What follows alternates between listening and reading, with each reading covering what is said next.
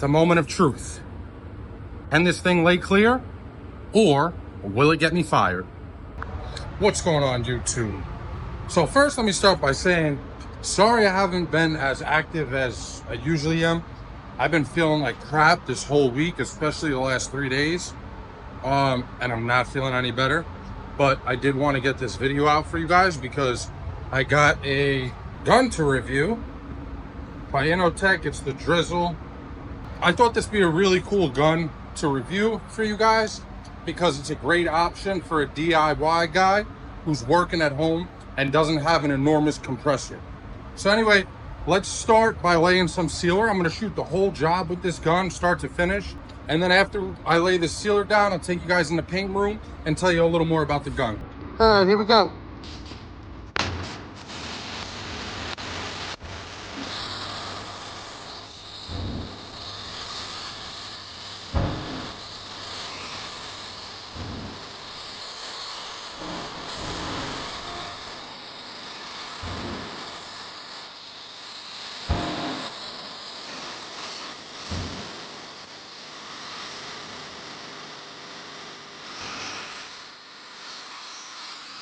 Laid that sealer down real nice. Real nice. Okay, so this is the packaging it comes in. It comes with a pressure gauge, a water filter, and then you have this case. This gun comes with a 1.3 on the gun already, which is really the main thing you're going to be using for everything. And then it also comes with, that's a 1.5 right there. This is also a 1.5. So it comes with a 1.5 air cap, 1.5 tip, and then it comes with the 1.7 tip and a 1.7 cap. I gave that to one of the body guys because he has the same gun, and he was complaining he can't use it for primer because the primer doesn't come out. And I explained to him it's because you need the 1.7, so I gave him the 1.7 to shoot his primer. And then it also comes with a 1.0 3M PPS adapter.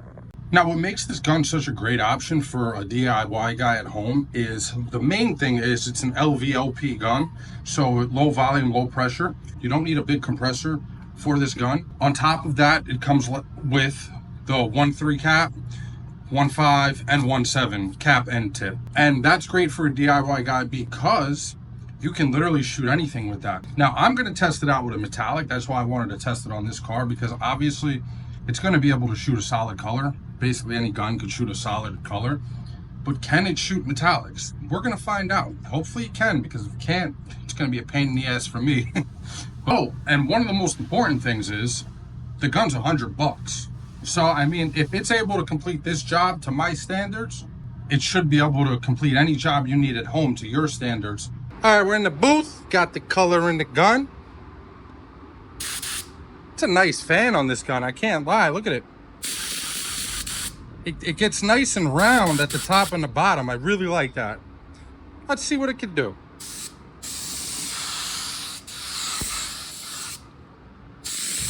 Uh-oh. That's not good. We'll fix that right after this coat. You know, I really have no doubt that this gun's going to be able to lay paint.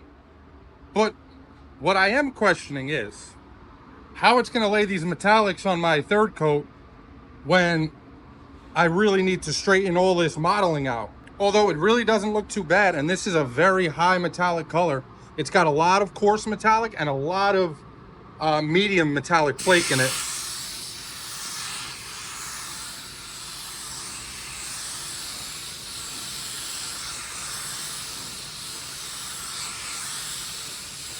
But as for its capability to put down color and feeler, it's definitely there. I mean, it's really putting out some paint.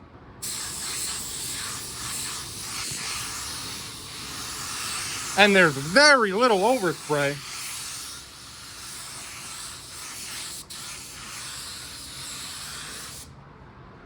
Very little overspray.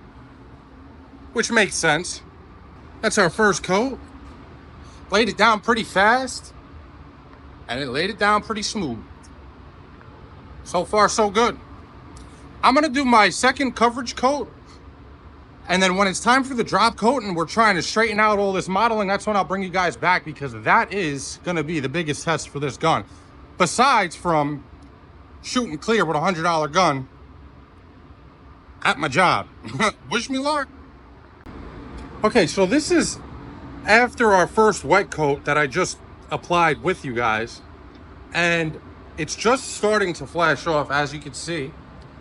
And I'm extremely extremely impressed right now, because if you look up here where it's already dry, there's no modeling, which doesn't make sense to me. I don't know what's going on. I don't know how that's possible. Let's dry some off. I'm going to use my gun to dry it, even though I say all the time, don't do that, because you really shouldn't do this. But I don't want to put my phone down and get the blower and then start recording again. So this is crazy. I am beyond impressed right now. I'm shocked.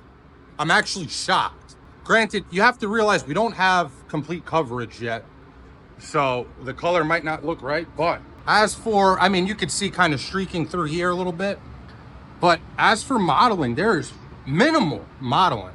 This thing really should be able to lay my metallics better than other guns, because it's a low volume, low pressure gun. Usually these guns are even better at atomizing paint at a lower pressure. So theoretically, it should atomize the crap out of these metallics and get them to lay real even, which so far it seems like that's the case. But we'll know for sure after I put on my second coat, and then when I pick you guys back up for the drop coat, that's going to be the moment of truth. And then the clear, I don't know, I'm a little hesitant about that, but I'm going to do it. I'm going to do it for you guys. Okay, so this is after 2 wet coats. I don't understand how this is even possible, but yeah, so I'm lost for words. I really didn't expect this. But anyway, I lowered the pressure a little bit. I even turned my fluid in, because this gun has a very short trigger that's kind of hard to control. You know, it's kind of hard to control your fluid through the trigger like I do with most guns. Usually I just leave my fluid wide open. But this one, because it's a little more difficult, because the trigger's so short, I turned my fluid in just a touch. Yeah, the only thing I noticed about this gun I really don't like is how much play this has. I mean, all guns have play like this. This is just a lot. But anyway, let's get this drop coat done and then see what we end up with.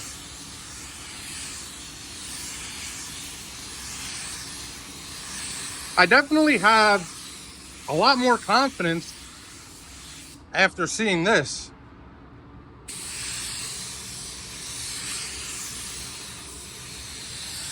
It doesn't have the biggest fan in the world, but it is big enough to get the job done. I guess that's part of, you know, what's going to help you guys. Oh, I went a little heavy there. I guess that's part of what's going to help you guys at home get the job done with the, you know, without having to go out and buy a 50-gallon or 100-gallon compressor.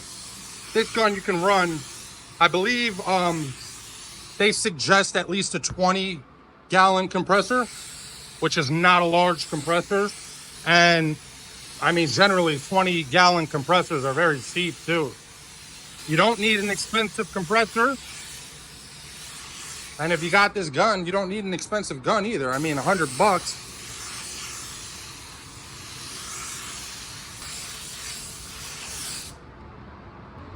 I mean, this is just going to be perfect once it flashes off. I see a little bit of stuff going on, but that's just because it's not flashed off yet.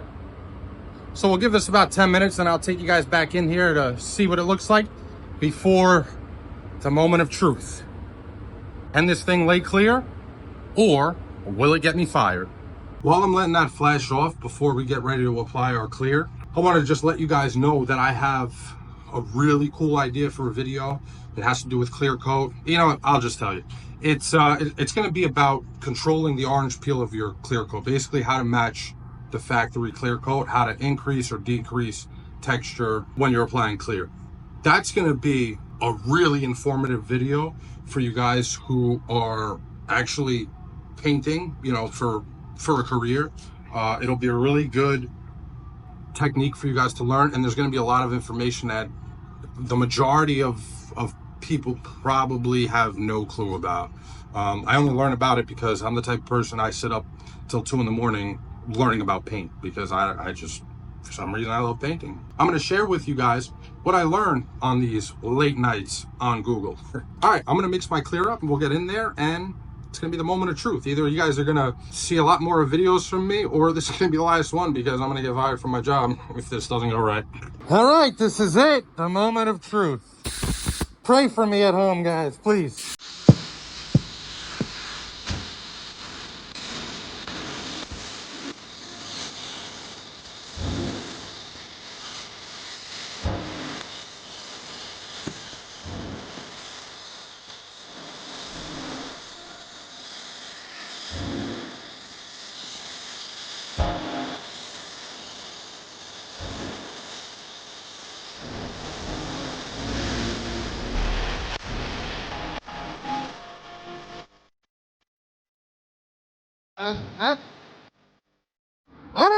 I don't know. I don't get it. Why are we paying $1,000 for guns? When this thing, I don't know.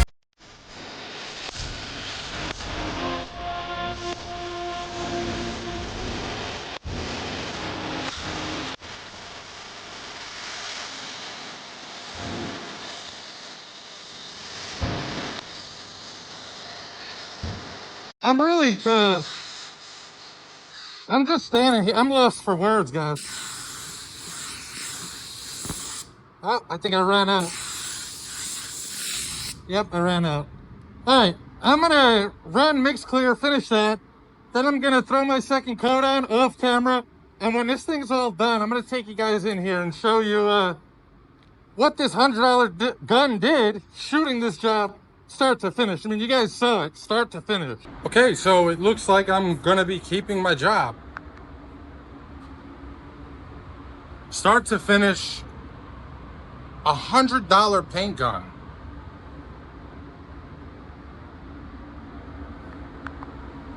I can safely say that I definitely recommend this gun to you guys. If you're interested in picking it up, I'll put an Amazon link in the description below for you. I really am blown away. I mean, it could shoot sealer, it could shoot metallics, and yeah, it's safe to say it could definitely lay down some nice clear. It's not the flattest clear in the world, but I mean, it is the first time I cleared with this gun. I probably could get it a little flatter, but I mean, look at the texture. It left a really, really nice OEM-like peel on there. Very happy with the results. It's a very good gun. I can't comprehend how it can perform this well for $100. Or maybe it's that I can't comprehend why I would spend $1,000 on a gun ever again after seeing this. But yeah, that's it for this one, guys. Thank you so much for watching. I really appreciate it. If you enjoyed the video, got any value out of it, please like, comment, maybe leave a subscribe. Not leave a subscribe, you know what I mean. Like, comment, subscribe. I really appreciate you guys. Thank you so much. Hopefully next week I'm feeling better, because I have that really, really cool video on orange peel and how to control it.